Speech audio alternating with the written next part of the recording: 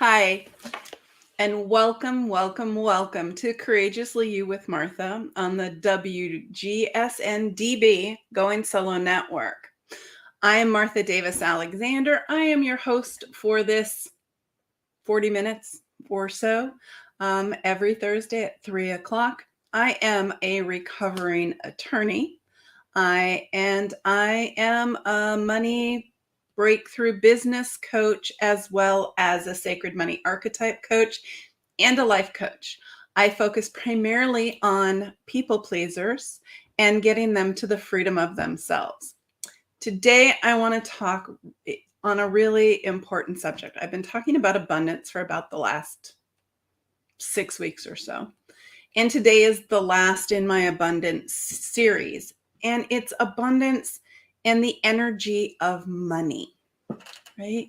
So abundance is a bigger energy. It's much bigger. You can have an abundance of love. You can have an abundance of other things in your life, right? Spirituality. There's all kinds of things.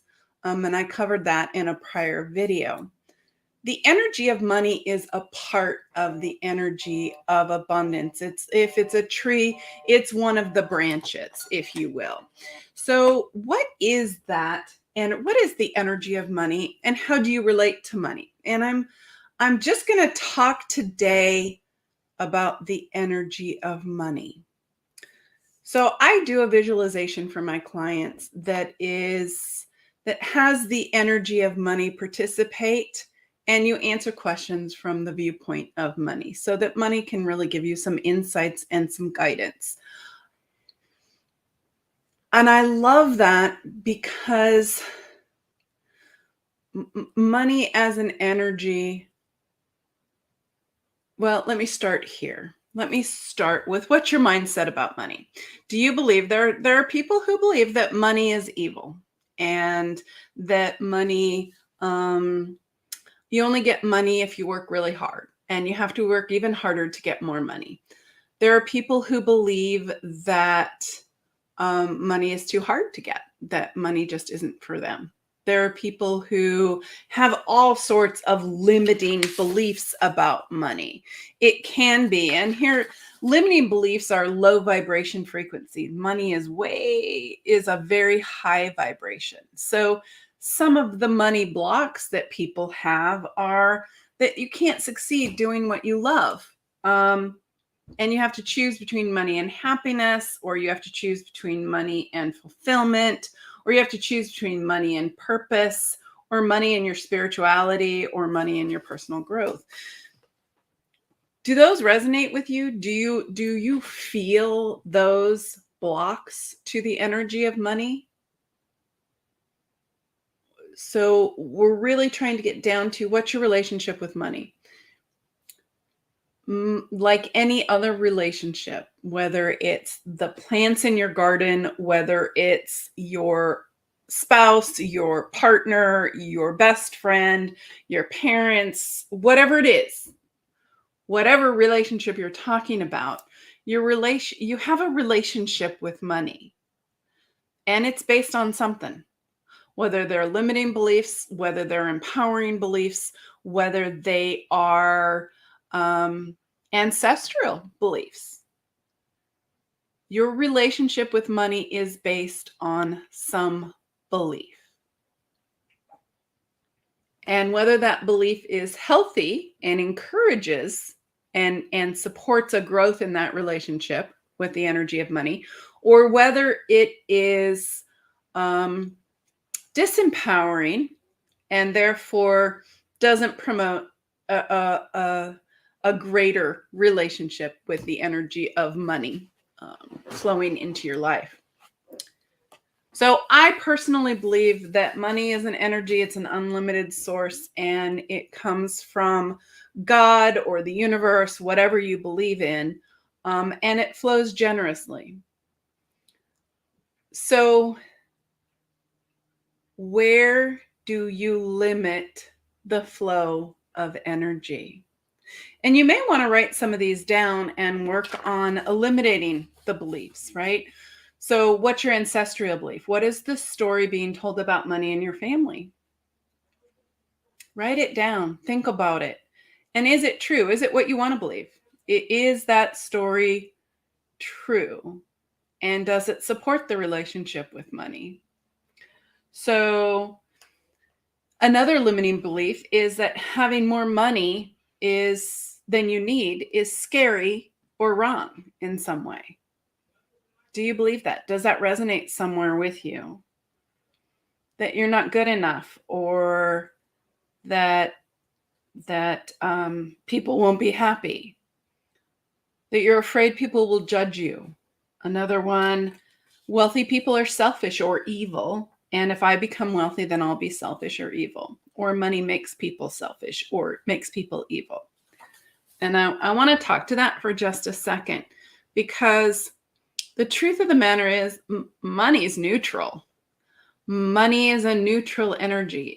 It doesn't see good. It doesn't see bad. So what money wants is a hard word, right? But the energy of money flows to give people joy and happiness, right? So if someone gets joy and happiness out of doing evil or wrong with money, money doesn't judge that. It's a non-judging energy, right? Money doesn't judge that. Money just flows to that because that's what supports that person.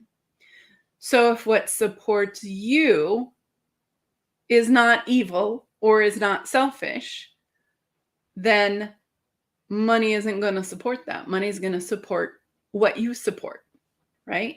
That's the flow. That's the beauty of money. It doesn't go for good or evil. It's not good or bad. It is a completely neutral energy. Flows for the benefit, right, of people, what people want and bring joy to, in my belief. So do you believe, is there a limiting belief that you'll never get what you want? If there is, that's kind of a self-fulfilling prophecy, right? All of these lower vibration statements, if you believe them, if you give energy to them, they are self-fulfilling prophecies, because that's where you put your energy, your thoughts, your beliefs. You getting out of that and moving away from those beliefs is how you allow room and allow a funnel for money to come through to you, right? You have to have the opening to receive the money. And if you block that with limiting beliefs or ancestral stories or whatever it is, then money has a hard time breaking through, and it's not going to work at doing that. You have to work at receiving. You have to work at your end of the relationship in order to receive. So there's also some limiting beliefs around maybe it's not safe to have money, or maybe it's not safe to be seen as having lots of money. So it's an interesting thing that you see lottery winners, right? And lottery winners tend to, the first thought in people's mind if they're going to win the lottery is who's going to come out of the woodwork for money, right? That's a fear of it's not safe to be seen as having lots of money. So you're going to block receiving lots of money if you think it's not safe to have it. Your being will not allow something that is not safe to come. So we get this instinctive, right, survival mechanism from our amygdala. I've talked about that a little bit before, but in terms of the energy of money, right? If we believe that having lots of money is not a safe thing, that we will not be safe, then we are going to energetically repel that. Yikes, what? Yeah, you may be energetically repelling having lots of money because you may not feel it's safe. And so energetically, you're at your subconscious level, you're going to say no, thank you. And you're going to send it on its way. So we want to clear those limiting beliefs, however much you resonate with them, whether it's between, whether it's a 1 on a scale of 1 to 10, 1 being it doesn't resonate very much, but there's a tiny bit of it, or if it's a 10, I totally believe that totally resonates with me. We want to reduce that, right? We want to get rid of that mental mindset. So one way of doing that is to clear the meridian energy. This is through the emotion code. I am reading the book. I am not an emotion code practitioner yet. But it's true because I have cleared some of these beliefs with this method. And one of the methods is your meridian starts right above your lip and it comes up and all the way down your tail to your tailbone to your coccyx. Right? That's the main meridian line. And the theory is it's an inherited belief, it takes 10. If it's your belief, it's going to take 3 to remove it, right? To change that emotional block or that trapped emotion, that trapped mindset, whatever it is, from your being. So you're going to start here and you're simply going to act like you're shaving your head, and you're going to do it 3 times with the intent. I want to release any resonance I have to the statement that money is not safe or having lots of money is not safe, whatever this statement is. And you can try it and see how it works for you. You can contact me at marthadalexander@gmail.com and I can help you with that.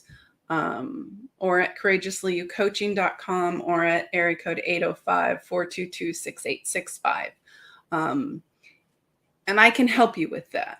I normally do a free money clearing, at least as of 2022. So if you're seeing this in 2025, it may not be the same. The offer may not still be there. So, but contact me if you at least want some more information about how to do that or what I do and how I do it. And I will do that. So the other thing we look at is high energy vibration statements, right? With the energy of money. So I deserve lots. I deserve money. I deserve abundance. How much resistance do you have to that statement? So in one, how much did the low statements, it's how much do you resonate with them? The high statements is how much do you, how resistant are you to a statement that you deserve money, you deserve to be happy, you deserve to be free, you deserve to have abundance, or you're worthy of abundance, or you're worthy of a free flow of money, or you're worthy of being loved. You can have an abundance of both love and money. You can have an abundance of both spirituality and money. It is safe for people to see you as successful. It is safe for people to see you as having lots of money. It is safe I'm okay spending money on myself. Actually, that is true. I am okay with that. I can be trusted with money. Do you believe you can be trusted with money? Or is there a sticking point there, right? You can be trusted with lots of money. What is the resistance to these statements? If you have resistance, you see how that's not a clear flow, a clear ability for money to flow through you, to you, and through you. Money is a free flow of energy. It comes to you, it goes through you. So some questions for you, some other questions, some other things for you to think about in how you relate to the energy of money and abundance. One is, how do you treat money? If you find a penny, do you walk away from it? Do you pick it up? Are you happy? Do you count it in your daily log? Do you count your money on a daily, weekly, monthly basis, right? Do you see what's coming in and what's going out? What is your relationship with money? Like any other relationship, money takes time. Money and building a relationship with money takes an effort. So what does your billfold look like, right? Does it look like, is it full of paper? Is it stuffed? Are bills folded funny? Do you put them in with respect? Do you show money respect, right? How, and really one of the biggest and my biggest breakthroughs with money, how do you treat money when you're paying bills? It's a huge question. Do you grudgingly pay your bills? Do you grudgingly pay support if you are divorced? Do you accept support with gratitude and appreciation or with spite? How do you accept money in the various forms it comes into you? With gratitude and appreciation? With some other feeling? And it can be a combination of those. But if there is anything of a low vibration frequency, spite, anger, disgruntled, right? You don't like your job and you're not getting paid enough, right? Those things are low frequencies. Money is a high frequency. You need to be on a level playing field, right? Energy with money, to be in its flow. I hope this makes sense because it's really important. So how you receive money is really important. Is it with gratitude? How do you pay bills? Now, here's where I'm going to tell some stories. My dad, God rest his soul, I love the man with all my heart. And he taught me to pay bills with a really bad attitude. I mean, he would go to his desk and everyone knew when he was paying bills or doing something because he was grouchy and angry and frustrated. And when I started my own business, right, when I was my own business, and I started learning about the energy of money, I realized that I wanted people to pay me in love and gratitude for what I did, not with resentment or anger. For a while, I did family law. And so getting paid with anger or with resentment didn't feel good, right? It didn't feel good. And the flow of energy was different. Being paid in gratitude fills you up with more than just the money that you've been paid. And it allows a free flowing of money in it with a different vibration. So I pay my bills, whether it's my mortgage. I am grateful. The mortgage company gave us a loan and allows, we get to live in a house that we couldn't pay cash for because somebody gave us money to do that. I'm happy to pay that money back. I am happy to make that monthly payment because it allows me to live where I live. It gives me a roof over my head, and I am grateful for the ability to have that. I am grateful for being able to get gas in my car, whether it's, as my daughter said, she put $20 in and said, "That's all I had in my account, Mom." She has gas to get around to get to her job to fill it up again. She doesn't have to ride her bike. She doesn't have to take the bus. She doesn't have to walk. She could have done all of those things. And in fact, at one point, she started riding her bike a little bit so that she didn't have to pay for gas. And then she decided that she wanted me to come pick her up, and it was more gas than she otherwise would have spent. So really, but there are choices. not pay for gas, right? Not to pay for as much of gas. Carpooling, taking the bus, taking transit, whatever's in your area, working from home if you can. Totally a much better gig. So being grateful for what you can put in, the gas you can put in your car. Stuff's going up. There's a war going on. I know I've talked about it before, but it is what it is. And so being grateful that you have the ability to do it. So I pay for services that I get, and I pay for them with gratitude. I have coaches. I have 2 business coaches. One is for a healing business, and one is a business coach, and both are phenomenal. And I have paid both of them, and I am grateful for everything that they provide me, the knowledge, the teaching, the mentorship that they give me. And I am grateful for that. So I am happy to pay that. How are you paying your bills, right? PG&E. PG&E is Pacific Gas and Electric. That's in Northern California. I do Southern Edison here, and I can't remember what my mom does in Iowa. I pay it, but I can't remember what it is. I am grateful I have electricity, and grateful when I have internet, right? I am grateful for internet service from the computer. I am grateful for the things that I have. I am grateful for water. I am in Southern California. Southern California has a drought.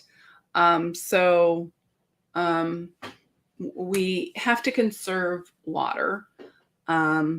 Lawns dying. I'm just trying to keep the trees alive at this stage and some of the planting on the hill so that the hill doesn't erode. Other than that, found a couple leaks in the pool, took care of those. Other than that, we're trying to be fairly low consumption of water. But I am grateful, even though the cost of water has gone up pretty dramatically, that I have water to drink. There are places that don't have water to drink. So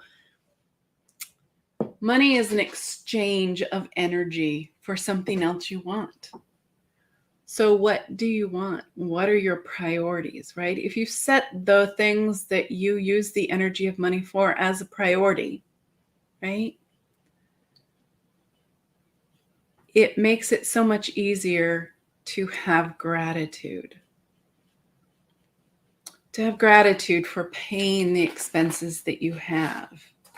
So for instance, if you are paying support, spousal support or child support, as a family law attorney, I get how that can be a pretty sensitive topic. And yet, what does support represent? What is the real purpose of support? The purpose of it is to keep, if you have children, to keep your children in as much of the same standard of living as they had before the divorce. That's the purpose. Are you going to be able to do that completely? No, you're not, because now you're in 2 households. And yet you want your kids to have food, and you want them to do baseball and things. And some of those may be outside of, right? You may be asked to pay half of baseball or whatever. I'm going to ask you to be generous, not because I'm a woman and I think women need more money. I'm going to ask that you be generous for your children, right? That if baseball costs more, that maybe you chip in, and that other things that you chip in for extracurricular stuff. And I'm going to ask, if you are receiving support, that you receive it with gratitude and appreciation, that's there. And that may be hard to get to. I can totally see that. That may be hard to get to. There may be some anger and some other things.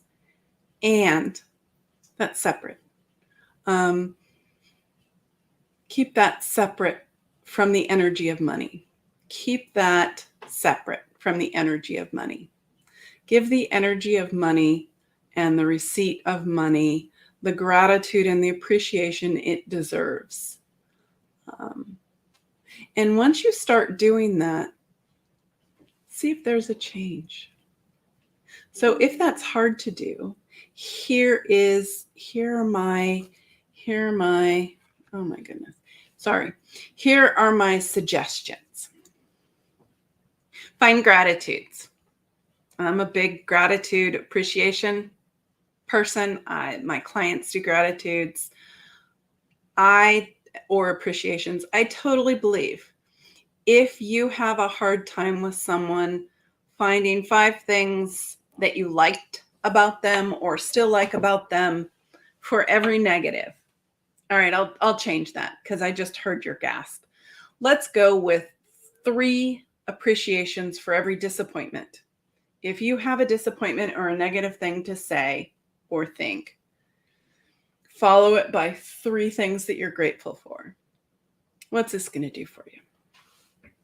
Number 1, it's going to improve your relationship because you're going to be looking for the positives, not for unification, not for whatever, but it's going to make life easier for you.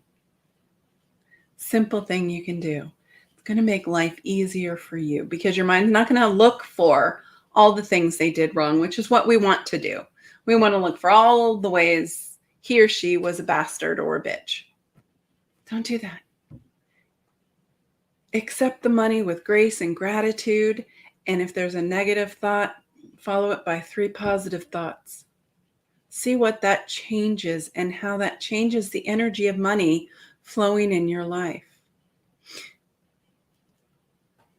I will tell you from experience, it is a game changer to pay bills in gratitude, to receive bills in gratitude.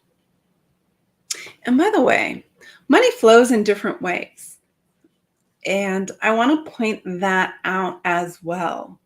Not only does it come in the form of a check or a direct deposit or inheritance or whatever that is, right? Those, the normal ways we think of money flowing.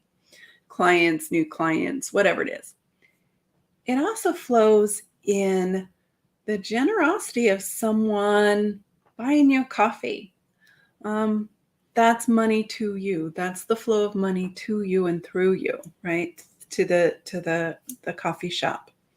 It flows in someone buying you a lunch or a dinner. It flows in so many different ways.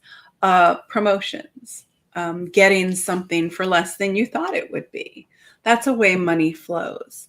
So start really paying attention and track how money truly flows to you and the various means that you have saved money or you get money. So for instance, when we got our iPhone 13s, we got them as a trade-in, and it cost us the taxes. So it saved us, for each of us, it was like $500. I counted that as money flowing through us. Well, we got the benefit of that amount of money. It was a benefit to us of that. Other ways that money flows are so, you can see it in the tiniest amount. You found a quarter, you found a penny. That's money flowing to you. What do you do with your loose change? How do you treat small amounts of money? That is equally important to the energy of money as how you treat large amounts of money.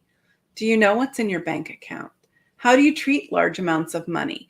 Do you immediately spend them? Do you splurge on them? Do you use it for something that brings you joy? Do you use it in service of others? Do you donate? It took me, I think, 2 hours to type out my mom's donations for 2021. And she gives generously. No, I'm not going to tell you who she is. And no, do not send her any. She has specific ones anyway, so don't worry about it. what do you do? How do you view money? How do you share in the energy of money? Is there something that you share with? Is there something you share services with? So let's say your neighbor comes and mows your lawn and doesn't charge you and doesn't do anything. Do you view that as an energetic form of money? They gave you a service. They didn't charge you for it. That is a gift. That is a gift. What other ways does money flow to and through you? And how do you show appreciation or even acknowledge those ways of receiving the energy of money? Like I said, the energy of money wants to be appreciated, wants you to acknowledge it. You have to acknowledge the energy, and you have to dig out view it as a tunnel, that there's a tunnel that runs through you. And if you're blocked on one side of it and it can't come in or it can't go out, it gets stuck and there's no room for more. How do you treat that? So for a while, I had like this whole dam built. I was a beaver building a dam on one side saying, yeah, no, don't want it, right? I had a beacon that said, no, no, no. Well, I had to take that down. Some of it was stick by stick. Some of it was with a dump truck. It varies, right, on how you remove blocks. Removing those blocks allows the energy of money to flow through you. Some stays and some you send on its merry way to others. It's the flow of energy. It is a beautiful, beautiful thing.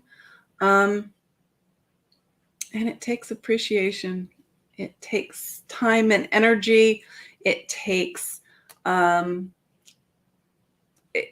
paying attention and honoring the money as you get it in all forms. The last thing I want to talk about is leaks of money. Where does money leak through? So those are, I'm sure you've heard of like Truebill. I'm not advertising for Truebill. It's just an example of a way in which money leaks, right? So you have subscriptions. Maybe they're yours, maybe they're your kids, maybe they've just been there forever, and they get charged. So for instance, I had a business account with someone last year and I missed that it was renewing. That is not a flow of money. That was a leak for me, and I need to go back and address that leak. What do you do with checks that you get? Do you instantly deposit them? Do you hold on to them? I used to hold on to checks. I've had checks that I had from 2010 that still haven't been cashed. That is a leak of money. That is ridiculous. And that was my mindset.